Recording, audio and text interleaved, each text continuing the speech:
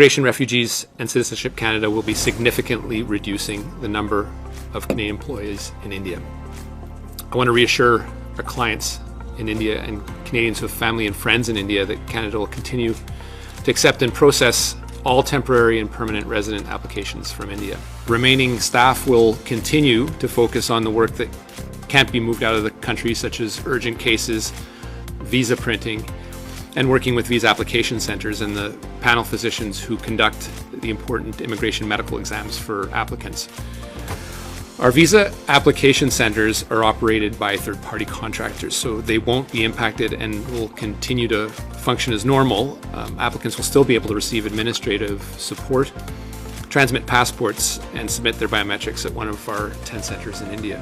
आज हम बात करेंगे कनाडा से जो बड़ी अपडेट आई है उसमें कुछ पॉजिटिव है और कुछ नेगेटिव है, क्योंकि जो मार्क मिलर है उनके इमिग्रेशन मिनिस्टर, उनकी तरफ से एक प्रेस कॉन्फ्रेंस की गई है। तो उसमें उन्होंने क्या क्या बोला है जो आने वाले टाइम में कनाडा क्या वीज़ा देगा या नहीं देगा, और कनाडा की वीज़ा प्रोसेसिंग में क्या डिले होगा या नहीं होगा, या स्टैंपिंग में डिले होगा या नहीं होगा, क्या जो VAC है, जो वीज़ा एप्लीकेशन सेंटर्स हैं, वो अपना काम करते रहेंगे या कनाडा आने वाले टाइम में और क्या चेंजेस लेके आने वाला है, वो सारा इस वीडियो में बताऊंगा। Bells Overseas, the sound of your future. Hello everyone, मैं कपिल भाटिया बेल्स ओवरसीज से। बेल्स ओवरसीज से आप किसी भी कंट्री की स्टडी वीज़ा असेसमेंट करवा सकते हैं फ्री ऑफ कॉस्ट हमारे 6292062920 पे कॉल करने के बाद। तो आज जो नई अपडेट आई है वो मैं बता रहा हूं कि कनाडा में जो आज मार्क मिलर है, जो उनके इमिग्रेशन मिनिस्टर हैं, उन्होंने अनाउंसमेंट्स की हैं दो तीन, कुछ उसमें पॉजिटिव पार्ट है, कुछ नेगेटिव पार्ट है।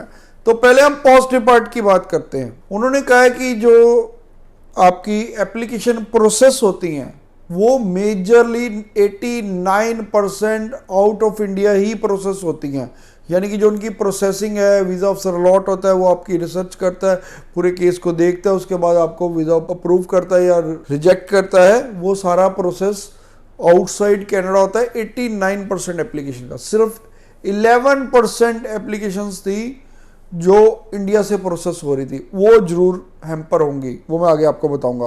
दूसरा, उन्होंने कहा कि कनाडा और इंडिया का जो पीपल टू पीपल कनेक्ट है वो बहुत अच्छा है। तो आने वाले टाइम पे जो गवर्नमेंट की तरफ से भी प्रॉब्लम्स आ रही हैं वो डिप्लोमेटिकली हम हैंडल करेंगे और उसको भी स्मूथ करने की कोशिश करेंगे। और तीसरा, उन्होंने कहा है कि जो VAC है, वीज़ा एप्लीकेशन सेंटर्स हैं, वो एक अलग प्राइवेट बॉडी है, उसमें कोई भी फर्क नहीं है, वो एज इट इज ही काम करते रहेंगे जैसे पहले कर रहे हैं।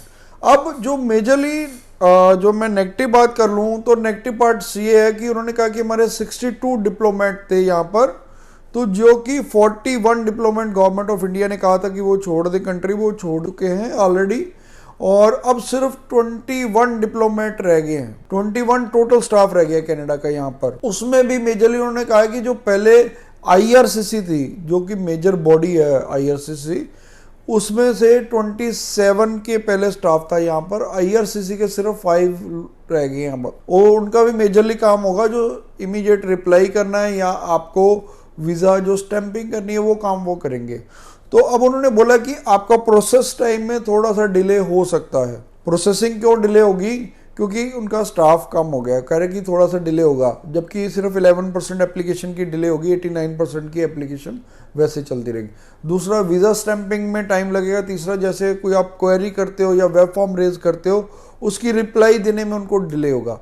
ये कुछ नेगेटिव फैक्टर हैं, वो भी हो सकता है आने वाले टाइम पे ठीक हो जाए। अभी जो कनाडा के बहुत सारे कयास लगाए जा रहे थे कि कनाडा बंद हो जाएगा, ये हो जाएगा, वो हो जाएगा, तो कनाडा ने उसकी तरफ से बिल्कुल पॉजिटिव रिपोर्ट किया है कि हमारे टाइज बहुत स्ट्रांग है, तो हमारा जो इंडिया से रिलेशन है वो चलता ही रहेगा। तो वैसे भी आपको पता है कि कनाडा की इकॉनमी मेजरली डिपेंड कर रही है हमारे इंडियन स्टूडेंट्स के ऊपर ही। स्टूडेंट्स जाते हैं और 40% स्टूडेंट्स इंडिया से जा रहे हैं। 40% वो बहुत बड़ी रकम दे के जा रहे हैं, 3 टाइम ज़्यादा हम पे करते हैं फीस जहाँ वहाँ उनके लोकल स्टूडेंट पे करते हैं। अगर लोकल स्टूडेंट की फीस 5000 है तो हमारे स्टूडेंट की फीस 15000 होती है इंटरनेशनल, वो हमारे स्टूडेंट पे करके जाते हैं, यानी कि मेजरली हम उनकी इकॉनमी चलाने में एक मेजर कंट्रीब्यूशन दे रहे हैं। तो इसलिए कनाडा ये बंद भी नहीं कर सकता। आने वाले टाइम में और स्मूथ हो जाएगी चीज़ें, और अब कनाडा को भी समझ आ गया कि इंडिया से उनको टाइज बना के रखनी है, तो आने वाले टाइम पे चीज़ें पॉजिटिव होगी। और अब जैन इनटेक भी पॉसिबल है, जो स्टूडेंट्स करना चाहते हैं वो इमीडिएटली जैन या मई इनटेक में अपनी एप्लीकेशन जरूर लगा लें। फिर भी कोई क्वेश्चन है, क्वेरी है तो जरूर नीचे आप हमें कमेंट कर सकते हैं, हम उसका जरूर रिवर्ट देंगे। Bells Overseas, the sound of your future.